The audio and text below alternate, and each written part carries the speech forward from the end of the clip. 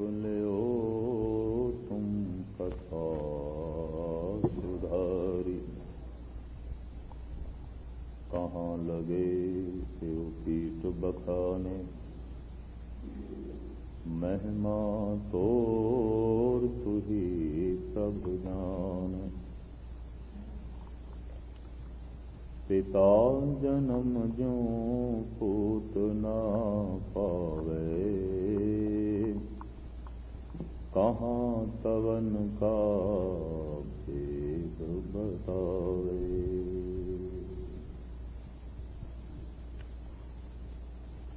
निर्मल नाम सुधा पर पूरन,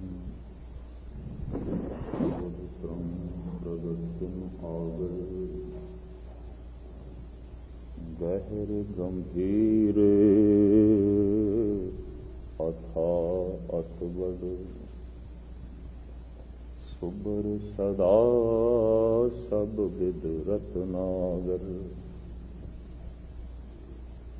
संत मराल करें कंतुहल, तिन जम त्रास मिट्यो दुख कागर। कल जुगे दुरते दूर कर बैको, दर्शन गुरु सगल सुख सागर। कल जुग दुरते दूर कर बैको, दर्शन गुरु सगल सुख सागर।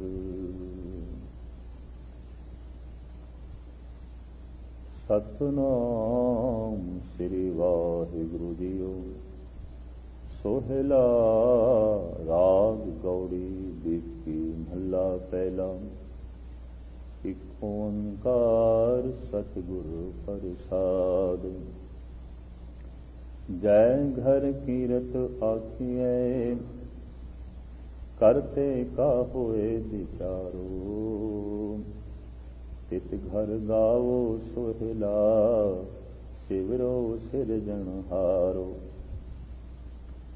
तुम गावो मेरे निर्भो का सोहला, हों वारी जित सोहले सदा सुख होए रहा। नित निति जीड़े समालियन, देखेगा देवण हार।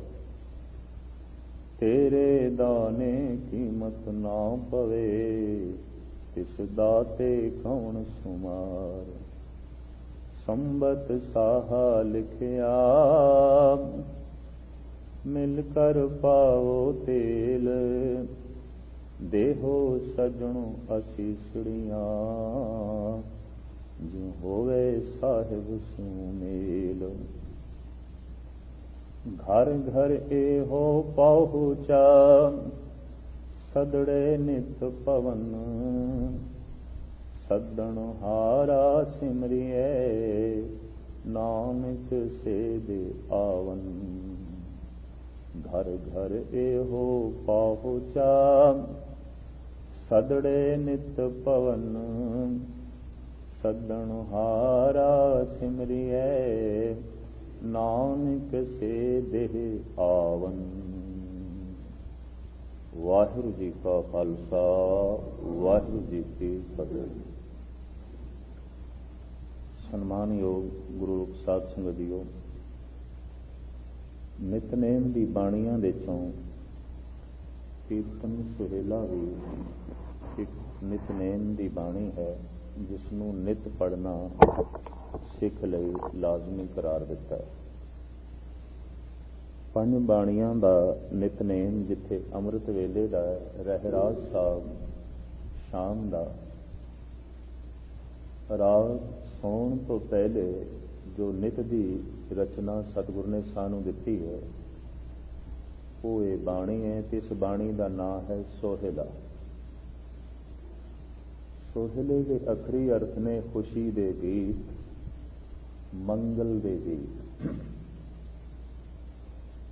ਜਿਹਨੂੰ ਸੰਸਕ੍ਰਿਤ ਵਿੱਚ ਕਹਿੰਦੇ ਨੇ ਮੰਗਲ ਗੀਤ, ਉਹਦਾ ਹੀ ਪ੍ਰਾਕਿਰਤ ਬ੍ਰਿਜ ਜਾਂ ਪੰਜਾਬੀ ਰੂਪ ਹੈ ਸੋਹਿਲੇ ਦੇ ਗੀਤ।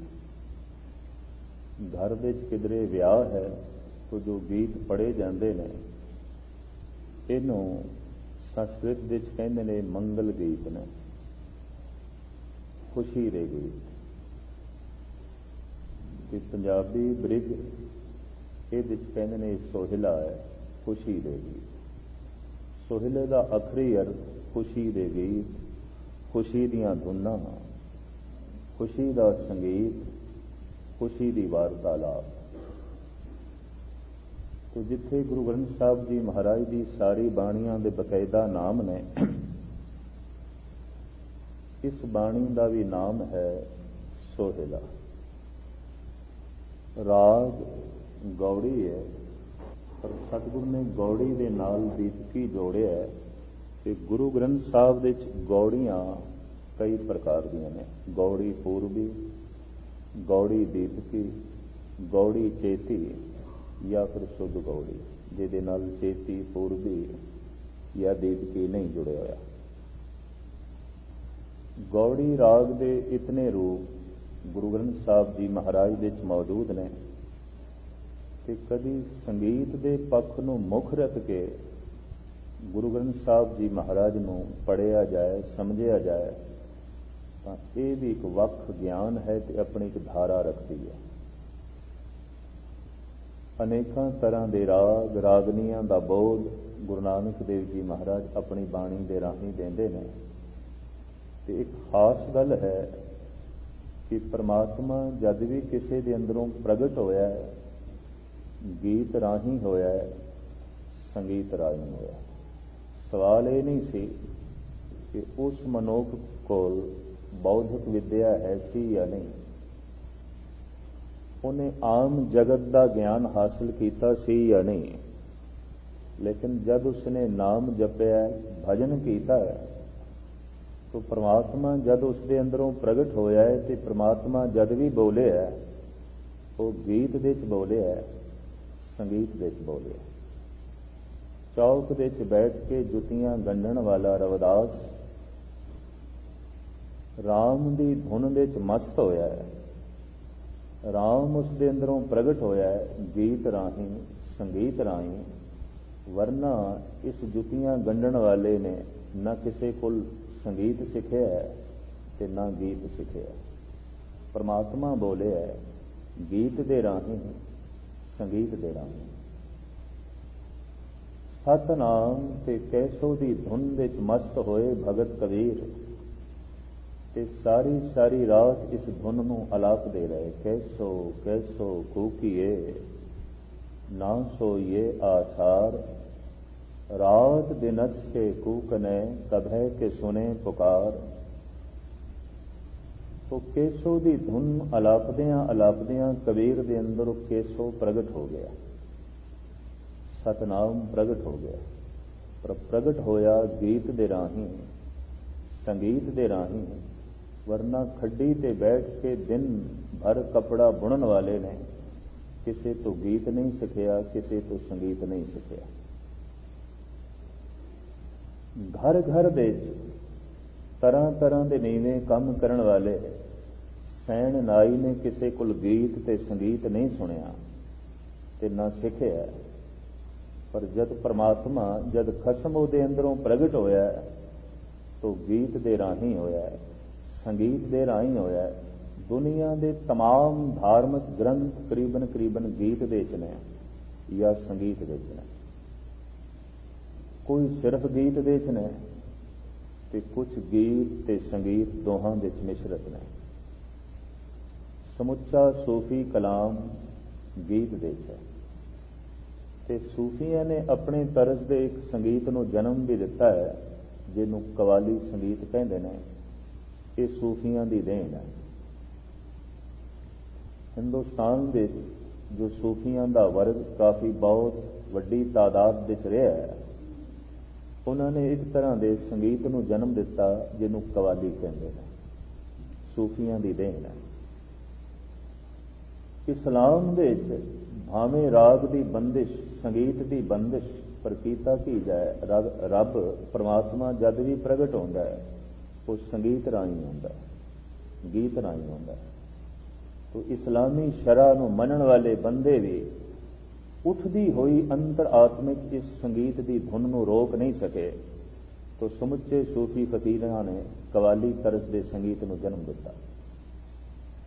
कुरान दीयां आयतां भी गीत दे उतरीਆਂ ने, शायरी है, बकायदा कविता है। दुनिया भर दे सिरमौर संत और हिंदुस्तान के सारे भगत आलम ते अवतारी पुरुष जद भी उन्होंने कुछ ब्रह्म के बोल बोले ने, गीत दे बोले ने, संगीत दे बोले ने। कुछ गीत दे बोले ने पर कुछ ऐसे ने गीत ते संगीत दोहां च बोले ने। जो गीत ते संगीत दे बोले ने उन्हां दे गुरु नानक दा नाम सिरमौर है, सब तो अगे है। क्योंकि पातशाह अगले नूं समझाते भी गीत राही ने, संगीत राही ने। किसी नूं कुछ समझाना भी है, दसना भी है तो मरदानिया रबाब छेड़ बाणी आई है। मरदाना साथ देंदा है, रबाब वजांदा है, गाउंदे गुरु नानक आप ने। ये दुनिया का पहला रहबरी पुरुष है जो गा गा के करते पुरख नाल जुड़े है, जिहदे अंदरों गा के ते कविता दे राही करते पुरख ने अपना प्रगटावा किया, जिसने जगत नूं समझाया है संगीत की धुन नाल ते गीत नाल। पर गीत ते संगीत गहरे प्राणों की तल विचों निकले है। इस तरह का गीत, इस तरह का संगीत कभी पुराना नहीं होता, क्योंकि परमात्मा पुराना नहीं, ते परमात्मा के तल तो निकले होया गीत संगीत कभी पुराना नहीं होता। तो मैं अर्ज करा, एक ते आम बोल चाल की भाषा है, एक इशारियां दी है, तो एक भाषा है गीत की, संगीत की। कुछ तो ऐसी भाषा है जो सिर्फ इशारे ही ने, हथां दे या सिर दे या आंख नाल कुछ इशारे ने। पर इशारियां की पहुंच बहुत लंबी नहीं है, थोड़ी गल्लां दे इशारे किए जा सकते हैं, हाँ की जा सकती है, ना की जा सकती है, कुछ होर दिशा बारे या किसी वस्तु बारे इशारा किया जा सकता है, लंबा चौड़ा ज्ञान नहीं। फिर कुछ बोल के समझना ते समझाना। तीसरी भाषा है गीत दी, संगीत दी। इस भाषा नूं जन्म दिता है सतपुरुषां ने, अवतारी पुरुषां ने, भगत जना ने। ते गुरु नानक दे घर दे गीत संगीत दा खास दर्जा है, खास गल है। इत्थे ते करते पुरख नाल जुड़ना भी है, तो गा के जुड़ना है, गीतां राही जुड़ना है, संगीत राही जुड़ना है। नानक भवजल पार परे जो गावे प्रभ के गीत। गाउंदियां ही गाउंदियां तू भवजल तो पार हो सकदा। ते साहिब कहते हैं गुरु घर दे ते बस यही जोग है, यही बंदगी है, जोग बनिया तेरा कीर्तन गाई। तो इस बाणी का नाम मेरे पातशाह ने रखा है सोहला। सोहले का मतलब खुशी दे गीत, आनंद दे गीत। तो हुण आप की ज्ञात वास्ते अर्ज करा, मृतक ते मरे हुए प्राणी ते चिता ते धर देइए तां अक्सर कीर्तन सोहला बाप विच पढ़दे। ते एक ख्याल जम गया, बैठ गया सिख जगत दे कि कीर्तन सोहले का संबंध भी मौत नाल है, मृत्यु नाल है। लेकिन मैं अर्ज करा, सोहले के आखिरी अर्थ ने खुशी दे गीत, मंगल दे गीत, पर इनू मौत नाल क्यों जोड़िया गया? कोई मर जाए, किसी नू चिता ते रखीए तो फिर कीर्तन सोहला पढ़िया जाता। किसी प्राणी का चलाना तो मृतक भोग दे उत्ते कीर्तन सोहला पढ़िया जाता। दरअसल इस तरह की बाणी का नाम सोहेला भाव खुशी दे गीत जिंदगी उदों ही सफल समझनी चाहिए है जिस दिन मौत खुशी बनी है। अगर मौत रोना है, मौत भय है, मौत चिंता है, मौत बोझ है, मौत को भुलाया जा रहा है, जिंदगी व्यर्थ है। जिंदगी खास नहीं इस मनुख की। जीवन अकारत जा रहा है, जीवन व्यर्थ जा रहा है। जिंदगी उसे ही मनुख की सफल मनी जाती है जिस दिन मौत सोहेला बन जाए, मौत खुशी बन जाए, मौत आनंद बन जाए। तो मौत आनंद किस दी बनती है? मैं थोड़ी जी भूमिका ही थोड़े सामने रख रहा, क्योंकि शब्द के करीबन करीबन मौत का भी जिक्र है और इस वास्ते इस बाणी को मृतक प्राणी के संबंध में पढ़ते हैं। तो हिंदुस्तान के किसी को खत्म करना हो तो आम बंदे कुछ इस ढंग नाल भी कहते हैं भी इसका तो कीर्तन सोहेला पढ़ना भाव इसको खत्म करना, इंज भी लोगों ने गल बना ली है। धारणा बन गई है कि कीर्तन सोहेला मौत की बाणी, मृत्यु की बाणी है और मृतक से पढ़ी जाती है। लेकिन सोहेला शब्द बड़ा कीमती है। खुशी, सोहेला खुशी, आनंद, मंगल गीत, खुशी दे गीत। दरअसल जीवन उस दिन ही सफल समझना चाहिए जिस दिन मौत खुशी बन गई है। जिस मरने ते जग डरे मेरे मन आनंद, जिस दिन मौत आनंद बन जाए, जिस दिन मौत सोहेला बन जाए, जिस दिन मौत खुशी बन जाए, तो समझ लेना जिंदगी सफल हो गई, क्योंकि जिंदगी तो कोई उच्ची जिंदगी मिल गई है। इस जीवन तो कोई होर उच्चा परम जीवन मिल गया। मौत दुख है, मौत भुलाई जा रही है, मौत गम है, मौत बोझ है, मौत सोग है, तो समझ लो जिंदगी भी सोग है, ये जिंदगी भी बोझ है, ये जीवन भी कुछ नहीं है। सतगुरुदेव जी महाराज इस बाणी के राही यही कुछ समझा रहे हैं कि मनुख के ज़हन ते अक्सर जो बोझ है वो मौत का ही है। ये गल वखरी है कि मौत कई तरह की बनी गई है। शरीरक मौत, मानसिक मौत, रूहानी मौत, समाजिक मौत, आर्थिक मौत, राजनीतिक मौत। शास्त्रकारों ने मौत कई पक्ष की बनी है। समाजिक मौत, घर में कोई कलंक लग गया है, कोई घटना इस ढंग की घट गई है, लोग कहते हैं इस बंदे की समाजिक तौर पर मौत हो गई, समाज में इसनों रुतबा नहीं मिलने लगा, ये रह गया बिरादरी दे, समाज दे ये खत्म हो गया। जिस तरह मुर्दा नहीं उठता, हुण ये लख भी कोशिश करे समाज में थां नहीं मिलनी, बिरादरी दे सन्मान नहीं पा सकेगा। राजनीतिक मौत, असी इस दुनिया के ही अनेकों इस ढंग के राजनीतिक लीडर वेख सकते हैं जिन्हों की सियासी दुनिया में बिल्कुल मौत हो गई है, मौजूद ने, लेकिन किसी वक्त इन्हों का नाम का नगारा वजदा सी, इन्हों के नाम की बोलबाला सी कि कोई राजनीतिक सम्मेलन इन्हों की होंद तो बिना संपूर्ण नहीं मनिया जाता सी। अज किसी राजनीतिक सम्मेलन के उन्हों का नाम नहीं, कोई जिक्र नहीं, कोई गल नहीं। इस तरह के बंदे मौजूद ने जिन्होंने वेख के सियाणे कहते हैं राजनीतिक तौर पर मौत हो गई, खत्म हो गया। ये हुण लखवी पापड़ वेलन राजनीतिक दुनिया में अपना थां नहीं प्राप्त कर सकते। इस तरह के पुरुष हिंदुस्तान के अनेक ही ने जिन्हों का किसी वक्त राजनीतिक दुनिया में बड़ा बोलबाला सी कि हर मुल्क में इस तरह के पुरुष आते हैं तो हर मुल्क में अनेकों पुरुषों की राजनीतिक पद्धर से मौत हो जाती है। शरीरक मौत, चलते हुए श्वास रुक गए ने, ਮੌਤ।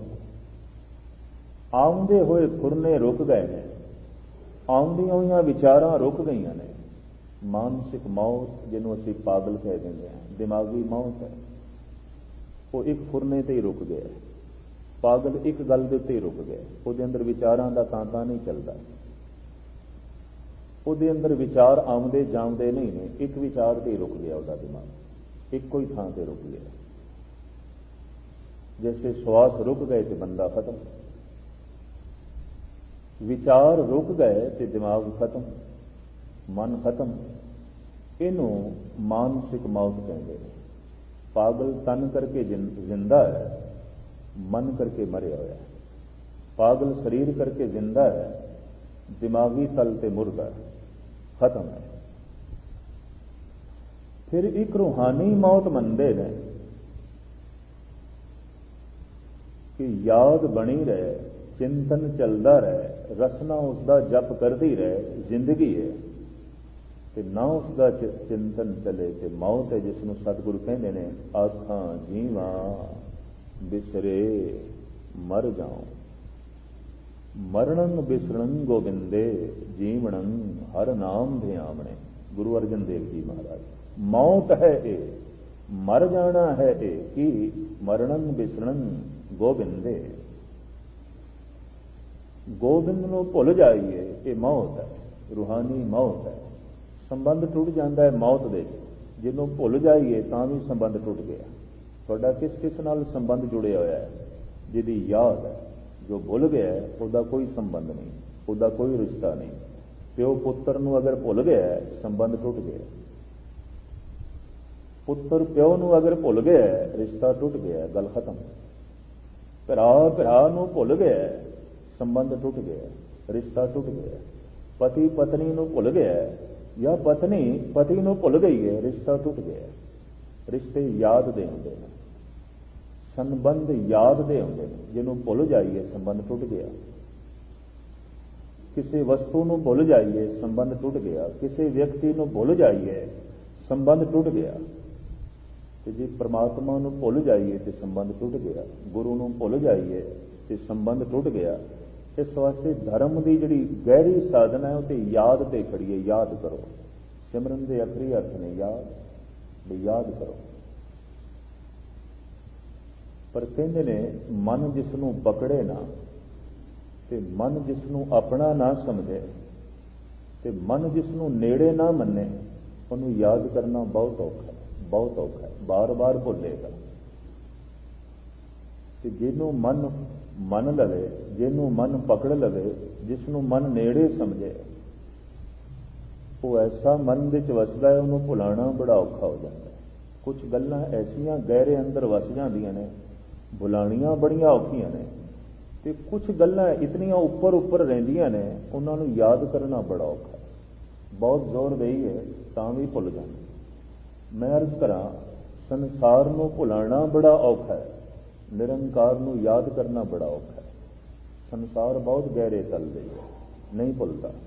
ਨਿਰੰਕਾਰ ਉੱਪਰ ਉੱਪਰ ਹੈ, ਮਨੁੱਖ ਦੇ ਗਹਿਰੇ ਤਲ ਵਿੱਚ ਨਹੀਂ। ਨਿੱਕੀ ਜਿਹੀਆਂ ਗੱਲ ਦੇ ਨਾਲ ਵੀ ਭੁੱਲ ਜਾਂਦਾ, ਰੋਜ਼ ਭੁੱਲ ਜਾਂਦਾ, ਬਾਰ-ਬਾਰ ਭੁੱਲਦਾ ਹੈ। ਇਸ ਵਾਸਤੇ ਸਿਮਰਨ ਦੀ ਜਿਹੜੀ ਸਾਧਨਾ ਹੈ, ਯਾਦ ਕਰਨ ਦੀ ਜਿਹੜੀ ਸਾਧਨਾ ਹੈ, ਤੇ ਮਨ ਦੇ ਆਸਰੇ ਤੇ ਖੜੀ ਹੈ। ਉਹਨੂੰ ਯਾਦ ਕਰਨਾ ਹੈ। ਜਿਹਨੂੰ ਯਾਦ ਕਰੀਏ ਸੰਬੰਧ ਜੁੜਦਾ ਹੈ, ਜਿਹਨੂੰ ਭੁੱਲ ਜਾਈਏ ਸੰਬੰਧ ਟੁੱਟ ਜਾਂਦਾ ਹੈ। ਰਿਸ਼ਤੇ ਹੋਣ ਦੇ ਨਹੀਂ ਆਉਂਦੇ, ਰਿਸ਼ਤੇ ਯਾਦ ਦੇ ਹੁੰਦੇ ਨੇ। ਇਹ ਗੱਲ ਵੱਖਰੀ ਹੈ ਕਿ ਰਾਜਨੀਤਿਕ ਦੁਨੀਆ ਵਿੱਚ, ਸਮਾਜਿਕ ਦੁਨੀਆ ਵਿੱਚ, ਬਾਹਰ ਦੀ ਦੁਨੀਆ ਵਿੱਚ ਜੋ ਰਿਸ਼ਤੇ ਮੰਨੇ ਜਾਂਦੇ ਨੇ ਉਹ ਖੂਨ ਦੇ ਰਿਸ਼ਤੇ ਮੰਨੇ ਜਾਂਦੇ ਨੇ। ਧਾਰਮਿਕ ਦੁਨੀਆ ਵਿੱਚ ਇਸ ਤਰ੍ਹਾਂ ਦੇ ਰਿਸ਼ਤਿਆਂ ਨੂੰ ਕੋਈ ਮਹਾਨਤਾ ਨਹੀਂ ਦਿੱਤੀ ਗਈ। ਰਿਸ਼ਤਾ ਯਾਦ ਦਾ ਹੈ, ਰਿਸ਼ਤਾ ਸਿਮਰਨ ਦਾ ਹੈ। ਅਗਰ ਕਹਿ ਦਈਏ ਖੂਨ ਦਾ ਹੀ ਰਿਸ਼ਤਾ ਸਭ ਤੋਂ ਵੱਡਾ ਹੁੰਦਾ ਹੈ ਤਾਂ ਕਿਵੇਂ ਕਰਨੀ? ਫਿਰ ਗੁਰੂ ਦਾ ਰਿਸ਼ਤਾ ਤੇ ਕੁਝ ਵੀ ਨਾ ਹੋਇਆ। ਗੁਰੂ ਨਾਲ ਸਾਡਾ ਕੋਈ ਖੂਨ ਦਾ ਰਿਸ਼ਤਾ ਨਹੀਂ ਹੈ। ਗੁਰੂ ਨਾਨਕ ਨਾਲ, ਗੁਰੂ ਗੋਬਿੰਦ ਸਿੰਘ ਜੀ ਦੇ ਨਾਲ ਸਾਡਾ ਕੀ ਖੂਨ ਦਾ ਰਿਸ਼ਤਾ ਹੈ? ਗੁਰੂ ਗ੍ਰੰਥ ਸਾਹਿਬ ਦੇ ਨਾਲ ਸਾਡਾ ਕੀ ਖੂਨ ਦਾ ਰਿਸ਼ਤਾ ਹੋ ਸਕਦਾ ਹੈ? ਤੇ ਜੇ ਕਹਿ ਦਈਏ ਸਭ ਤੋਂ ਵੱਡਾ ਖੂਨ ਦਾ ਹੀ ਰਿਸ਼ਤਾ ਹੁੰਦਾ ਹੈ ਤਾਂ ਫਿਰ ਗੁਰੂ ਦਾ ਰਿਸ਼ਤਾ, ਪਰਮਾਤਮਾ ਦਾ ਰਿਸ਼ਤਾ ਇਹ ਤੇ ਫਿਰ ਕੁਝ ਵੀ ਨਹੀਂ ਹੈ, ਕਿਉਂਕਿ ਸਾਡਾ ਖੂਨੀ ਰਿਸ਼ਤਾ ਨਹੀਂ ਹੈ। कि खून का संबंध नहीं है। ਤੇ खून का संबंध कोई ਵੱਡਾ संबंध नहीं आता, इन्नी मैं अर्ज करने। खून खून का वैरी भी हो जाता है, प्यो पुत्र का वैरी हो जाता है, पुत्र प्यो का वैरी हो जाता है, भरा भरा का वैरी हो जाता है। संसार का इतिहास पढ़ के वेखो, औरंगजेब ने प्यो नूं कैद किया है, भरावां नूं कतल कर दिता। और बाद में जब उसने देखा कि मेरा पुत्र जो है बगावत करने लगा, तो उसने पुत्र नूं भी कैद कर दिता सी। बहादुर शाह ने प्यो नूं कैद किया, पुत्र नूं भी कैद किया, भरा मार दिते। खून का रिश्ता प्यो नाल भी है, खून का रिश्ता भरावां नाल भी है, खून का रिश्ता पुत्रां नाल भी है, पर रिश्ता की मैंने रखता कुछ भी नहीं। एक नूं जेल विच पाया, एक नूं कतल कर दिता है, ਤੇ फिर जिसनों लखते जिगर कहते ने पुत्र, ਉਹਨੂੰ भी जेल ਵਿੱਚ पा दिता। खून का रिश्ता कोई महान नहीं होता। बाबे ਪ੍ਰਿਥੀ ਚੰਦ ਤੇ गुरु अर्जन देव जी का खून का रिश्ता है। दो भरा ने, गुरु अर्जन देव जी छोटे ने, बाबा ਪ੍ਰਿਥੀ ਚੰਦ जी ਵੱਡੇ ने। ਤੇ ਜੇ खून के रिश्ते ਨੂੰ महान ਮੰਨ ਲਈਏ ਤੇ बहुत ਵੱਡਾ रिश्ता है। पर बाबा ਪ੍ਰਿਥੀ ਚੰਦ आखिरी दम तक गुरु अर्जन देव जी की विरोधता करता रहा, जहांगीर के कन भरदा रहा। सुली खान वो चढ़ा के लिया है और गुरु अर्जन देव जी महाराज उसे पूर्ण तौर पर हमला कराने की कोशिश की थी। और झगड़दा रहा है गुरु रामदास जी महाराज के नाल भी, अपने पिता नाल भी।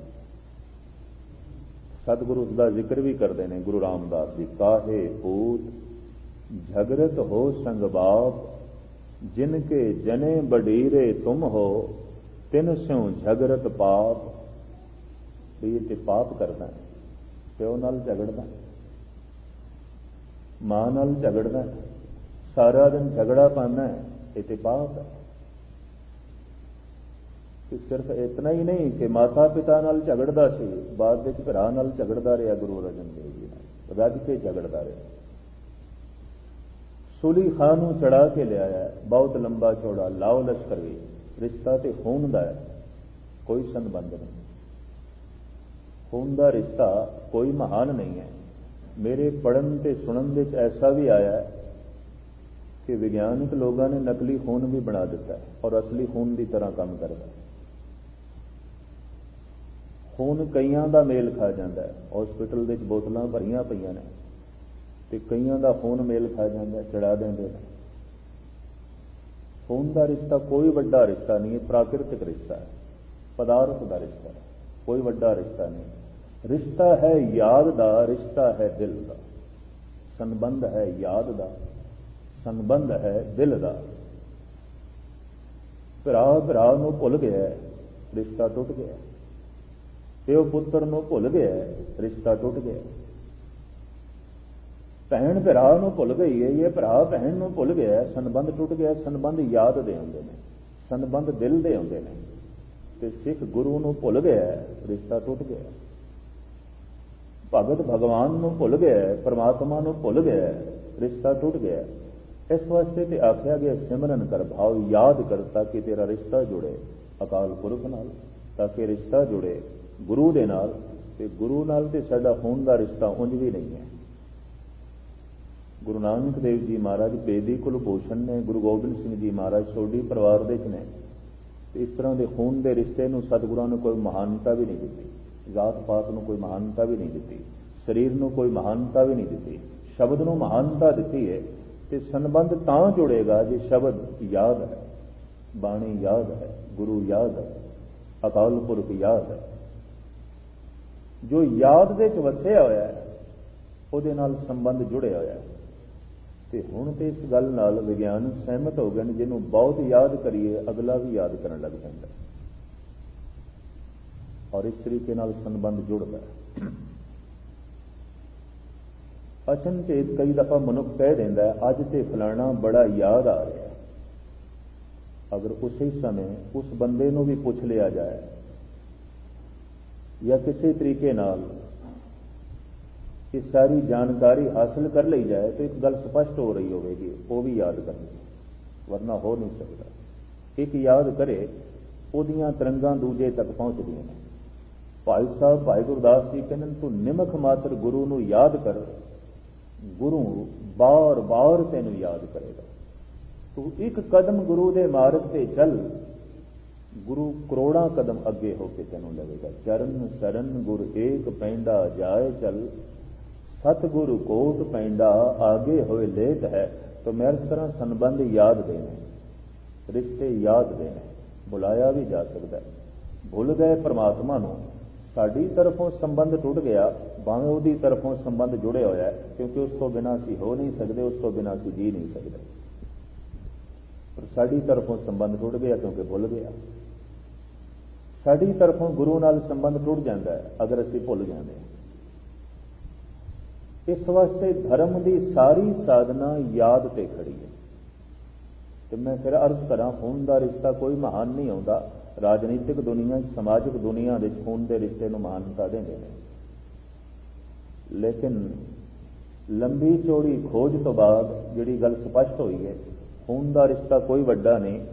कंस श्री कृष्ण का मामा है, लेकिन कृष्ण के खून का प्यासा रहा। रिश्ता खून का, गल तो कुछ भी नहीं बने। और खून का रिश्ता दशरथ ते राम का है, कैकई ते राम का है, पर गजब की गल है राम नूं बनवास दिता जाए। और ये बहुत वड्डे लंबे चौड़े इतिहास नूं छाण-बीण के देखा गया। खून के रिश्ते की महानता नहीं है, दिल के रिश्ते की महानता। दिल किहनूं याद कर रहा है? दिल जिसनों महान मन लैंदा है, दिल जिसनों अहम मन लैंदा है, दिल जिसनों अपना मन लैंदा है, उन्होंने याद करता है और रिश्ता जुड़िया रहिंदा, संबंध जुड़िया रहिंदा। सतगुर की बाणी कहती है, एक बंदा ऐसा है कि रब नूं ही ओपरा समझ लैंदा है, इस वास्ते रब की याद नहीं आउंदी, बार बार भुलदा है, बथेरियां नाल संबंध जुड़ जाता है, रब नाल नहीं जुड़दा। इस वास्ते कहते ने संसार नूं भुलाना बड़ा औखा है, क्योंकि दिल का हिस्सा है, याद का हिस्सा है। ते निरंकार नूं याद करना बड़ा औखा है, क्योंकि दिल का हिस्सा नहीं, याद का हिस्सा नहीं। माया मोह सगल जग छाया, कामन देख काम लोभाया, सुत कंचन सो हेत वजाया, सब किछ अपना एक राम पराया। है ही पराया, ओ पराया, याद किस तरह आवे? तो मैं हर तरह संबंध याद देने। मृत्यु नाल भी संबंध टूट जाता है, मौत हो गई संबंध टूट जाता है, किसी को भुल गए संबंध टूट गया। सिर्फ मौत नाल ही संबंध नहीं टूटते, भुल जाने नाल भी संबंध टूट जाते। इस वास्ते जिन्हों बंदा भुल जाता है तो बंदा साफ कह दिंदा मेरे भाणे ते मर गया, साफ कह दिंदा, जुबानी भी कह दिंदा मेरे भाणे ते फलाना मर गया, गल खत्म। क्योंकि मेरी याद का हिस्सा ही नहीं रहा, मेरे चेते का हिस्सा ही नहीं रहा, वो मेरे मन का हिस्सा ही नहीं रहा, मेरे भाणे वो मर गया, खत्म हो गया। तो रिश्ते सारे याद देने। ते मैं अर्ज करा, भय सारा मौत का है। ते जिस दिन मौत सुहेला बन जाए, मौत खुशी बन जाए, समझ लो इस बंदे दा आया जगत से सफल हो गया, इस बंदे दा आया संसार से सफल हो गया। क्यों?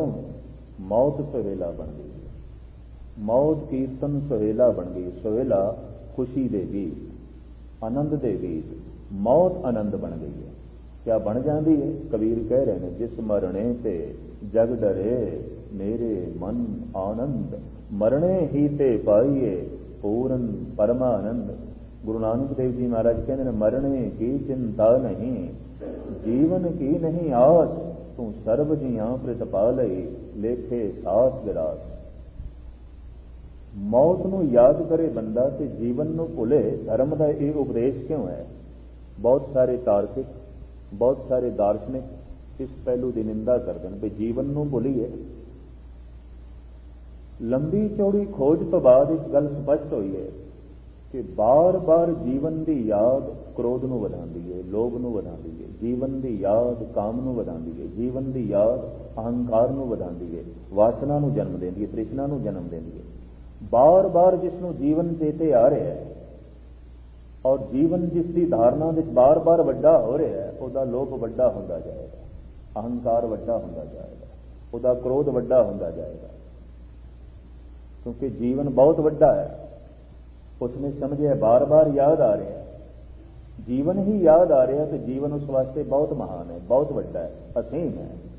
ਤੇ ਪ੍ਰਾਲਬਧ ਦੀ ਤੇ ਸੀਮਾ ਆਉਂਦੀ ਹੈ, ਤੇ ਕ੍ਰੋਧ ਦਾ ਫਿਰ ਜਨਮ ਹੋਏਗਾ ਇੱਥੋਂ। ਕਿਉਂਕਿ ਜੀਵਨ ਬਹੁਤ ਵੱਡਾ ਮੰਨ ਲਿਆ ਮਨੁੱਖ ਨੇ, ਅਸੀਮ, ਤੇ ਪ੍ਰਾਲਬਧ ਦੀ ਸੀਮਾ ਹੈ। ਤੋ ਅਸੀਮ ਜੀਵਨ ਦੇ ਨਾਲ ਸੀਮਤ ਪ੍ਰਾਲਬਧ ਦਾ ਤਾਲਮੇਲ ਨਹੀਂ ਬੈਠੇਗਾ, ਕ੍ਰੋਧ ਦਾ ਜਨਮ ਹੋਵੇਗਾ। ਇੱਥੋਂ ਹੀ ਕ੍ਰੋਧ ਪੈਦਾ ਹੁੰਦਾ। ਕਾਰਨ ਜੀਵਨ ਦੀ ਧਾਰਨਾ ਬਹੁਤ ਵੱਡੀ ਤੇ ਪ੍ਰਾਲਬਧ ਬਹੁਤ ਛੋਟੇ, ਅੰਦਰੋਂ ਕ੍ਰੋਧ ਪੈਦਾ ਹੋਵੇਗਾ। ਜੀਵਨ ਬਹੁਤ ਵੱਡਾ ਹੈ ਤਾਂ ਅਹੰਕਾਰ ਬਹੁਤ ਵੱਡਾ, ਜੀਵਨ ਬਹੁਤ ਵੱਡਾ ਹੈ ਤਾਂ ਲੋਭ ਬਹੁਤ ਵੱਡਾ। जितना याद करते जाओ जिंदगी ਨੂੰ, जिंदगी चेते रहे, जीवन ही चेते रहे, तो विकार चेते रहेंगे, लोभ चेते रहेगा, वासना चेते रहेगी, क्रोध उत्पन्न होवेगा, अहंकार उत्पन्न होवेगा। लंबी चौड़ी साधना तो बाद ਜਿਹੜੇ ਗੁਰ ਸਤਪੁਰਸ਼ਾਂ ਨੂੰ ਲੱਭੇ ਨੇ, ਉਹਨਾਂ ਨੂੰ ਇਹ ਕਹਿਣਾ ਪਿਆ, ਐ ਬੰਦੇ ਤੂੰ मौत चेते रख, पहला मरण कबूल, जीवन की छड़ आस, होए सबन की रेन का, तो आओ हमारे पास। जिन्हों मौत चेते है, बार बार चेते है, लोभ छोटा हो जाएगा या खत्म हो जाएगा। जिन्हों मौत चेते है या बार बार चेते आउंदी है, हंकार नूं थां नहीं मिलती, वासना नूं थां नहीं मिलती।